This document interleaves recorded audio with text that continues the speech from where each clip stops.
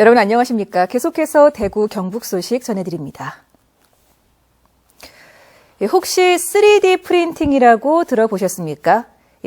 머릿속에 떠올린 어떤 제품을 평면이 아닌 입체적인 형태로 찍어내는 것을 말하는데요. 지역 초중학생들의 참신한 아이디어 상품으로 경합을 벌인 3D 프린터 미래창조 올림피아드가 오늘 대구에서 열렸습니다. 권윤수 기자가 취재했습니다. 펜더곤 모양의 이 물건은 5가지 기능을 가진 도마의 작은 모형입니다. 한쪽 귀 부분은 식재료를 갈 수 있는 강판, 또 다른 귀 부분엔 타이머가 들어가 있고 휴대전화 거치대와 저울까지 갖췄습니다.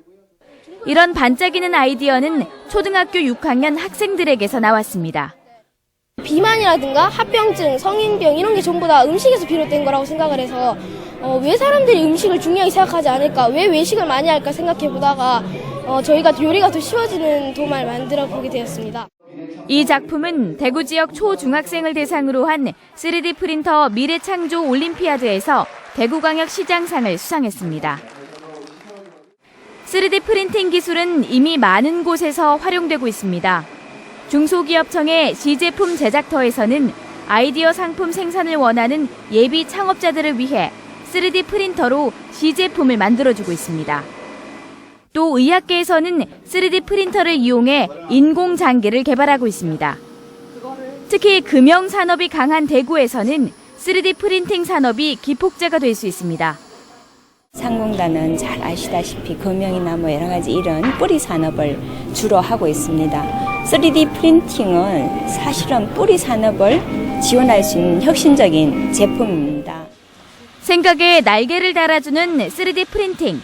새로운 경제 성장 동력으로 떠오르고 있습니다. MBC 뉴스 권윤수입니다. 학령 인구 감소에 따른 대학 구조조정의 직격탄을 맞고 있는 지방대학은 외국인 유학생 유치도 갈수록 힘들어지고 있습니다. 전체 유학생 수가 감소세를 보이는 가운데 유학생들의 수도권 쏠림 현상은 갈수록 심해지고 있습니다. 박은식 기자입니다. 올해 수도권 대학에 재학 중인 외국인 유학생은 32,600여 명으로 지난 2012년에 비해 소폭이지만 0.4%가 증가했습니다. 반면 지방대학 유학생은 25,800여 명으로 같은 기간에 비해 무려 11.4%나 감소했습니다.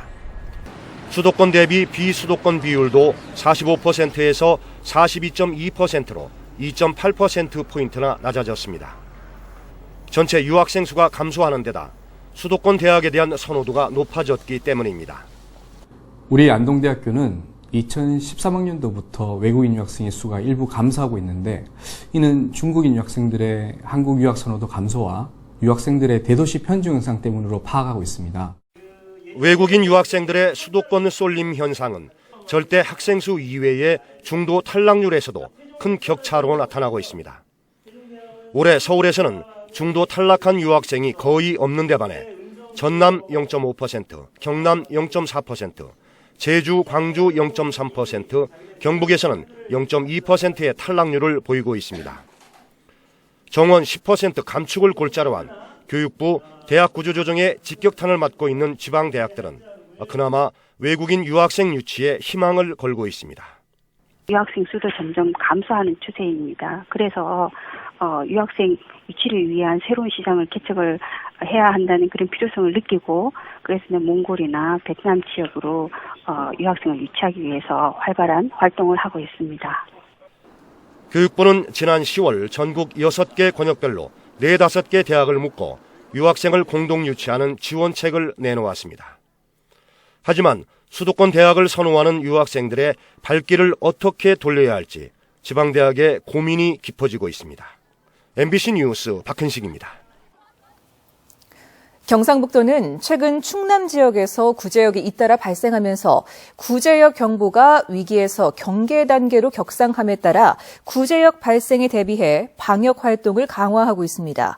경상북도는 문경, 상주, 영주, 김천 등 충청도 경계 지역에 거점 소독시설을 운영하고 경북 지역 도축장 8곳과 사료공장 5곳에 대한 소독 작업을 완료했습니다.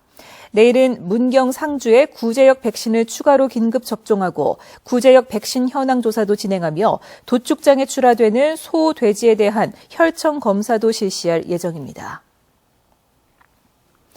대구시의회 예산결산특별위원회는 대구시 예산안 심의 과정에서 민간 투자 사업 상당수가 민간업자들을 일방적으로 지원하는 문제점이 지적됐다며 내년 2월 대구시의회 첫 임시회 때 특별위원회를 구성하기로 했다고 밝혔습니다.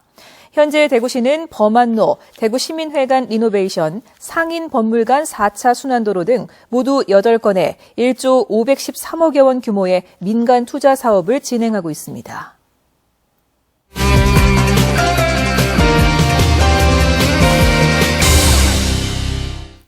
시청자와의 쌍방향 소통으로 만들어지는 뉴스 모바일 MBN입니다. 벌써 나흘 뒤면 크리스마스죠. MBN에도 크리스마스 분위기가 물씬 풍기고 있는데요. MBN에 올라온 재미있는 크리스마스 카드가 눈길을 사로잡았습니다. I love Christmas songs and smells. I love mistletoe and bells. 꼭 이런 카드가 아니라도 마음을 주고받는 카드나 연합장 한번 준비해보시는 건 어떨까요? 또 크리스마스 이브 밤에 사진 찍기 좋은 장소도 많이 올라왔는데요. 대구은행 본점 앞 열린 광장에는 화려한 조명과 함께 2015년이라는 숫자가 환하게 빛나고 있고요. 동화백화점 앞에도 하늘을 찌는 듯한 대형 트리가, 대구시청과 이월드 앞에도 멋진 대형 트리가 성탄을 축하하고 있습니다. 얼마 남지 않은 2014년, 사랑하는 가족 또는 연인과 함께 좋은 추억 사진 남겨보시는 것도 좋을 듯합니다. 제주도에는 도깨비 도로가 유명하죠. 대구에도 이런 신비한 도로가 있다는 제보가 MBN에 올라왔습니다. 저는 대구미술관에 나와 있습니다. 지금 보시는 이 길은 저 멀리 보이는 두 번째 횡단보도 이후로는 분명 오르막길로 보이는데요. 그런데 과연 그럴까요? 눈으로 본 대로라면 이곳부터 오르막길이 시작돼야 하는데요. 이곳에서 시동을 끄고 브레이크를 놓으니 차가 저절로 움직입니다. 공을 놓아봐도 오르막으로 보이는 곳으로 공이 굴러갑니다. 주변 환경에 의해서 내리막길이 오르막길로 보이는 착시 현상 때문이라고 하는데요. 대구의 도깨비도로, 대구를 대표하는 또 하나의 명소가 될 수 있을까요? MBN에 올라온 폭설이 내린 아침에 일어난 동영상인데요. 한 남자가 출근을 하기 위해 차 위에 쌓인 눈을 가방으로 쓸어내고 흐르는 콧물을 닦으며 손을 입김으로 녹이기도 하고요. 심지어 넘어지기까지 하는데요. 이렇게 한참 동안 눈을 치운 다음 차에 타기 위해 리모컨을 누르는 순간 바로 그 앞차에 불이 들어옵니다. 엉뚱한 차에 눈을 치웠던 영상 속의 이 남자, 얼마나 허탈했을까요? 모바일 MBN 첫 코너에서도 언급한 적이 있었던 종교인 과세 논란. 이번 주에는 최근 다시 이슈가 되고 있는 종교인 과세 논란에 대해 MBN 회원들의 의견을 물어봤습니다. 일단 찬성이 86.7%, 반대가 13.3%로 종교인도 납세가 필요하다는 의견이 지배적이었는데요. 이유로는 종교재단의 투명성 확보를 위해서라도 납세가 필요하다라는 의견을 가장 많이 선택해 주셨고요. 또 납세 의무의 형평성을 위해서라도 납부를 해야 한다는 의견도 많이 선택해 주셨습니다. 반대 의견으로는 성직자는 노동자가 아니므로 납세 의무는 없다. 또 종교의 납세 의무를 지우는 것은 종교 자유 침해다라는 의견은 소수의 분들이 선택해 주셨습니다. 이런 조사 결과 종교인들은 어떻게 생각하실까요? 지금까지 모바일 MBN 정미옥이었습니다. 경상북도에 올해 공공형 어린이집 25곳이 새로 지정돼 전국에서 가장 많이 확충된 것으로 나타났습니다. 경상북도에 따르면 올해 공공형 어린이집은 지난해보다 32% 증가한 104곳으로 운영비 60억 원이 지원됐습니다. 올해 선정된 공공형 어린이집은 정원에 따라 월 최대 875만 원까지 지원되며 취약계층의 보육을 우선 실시하게 됩니다. 어린이를 위한 완구를 구입할 때 크리스마스에는 미리 사고 어린이날에는 당일에 사는 경향이 짙었습니다. 모 대형마트가 최근 3년 동안 완구 매출을 분석했더니 크리스마스를 앞둔 일주일 동안 완구 매출은 어린이날을 앞둔 일주일보다 36% 높았습니다. 그러나 당일 매출은 어린이날 하루 완구 매출이 하루 평균의 10.8배를 기록해 1년 중 가장 높았고 10.6배를 기록한 크리스마스 이브 때보다 더 잘 팔렸습니다.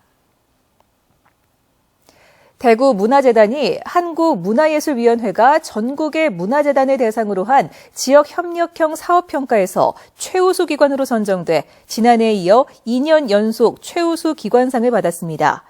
대구문화재단은 문화예술 지능지원 육성체계를 수립해 선택과 집중형 지원체계를 정착시켰고 사업 중심의 지원 방식을 사람 중심으로 바꿔 좋은 평가를 받았습니다.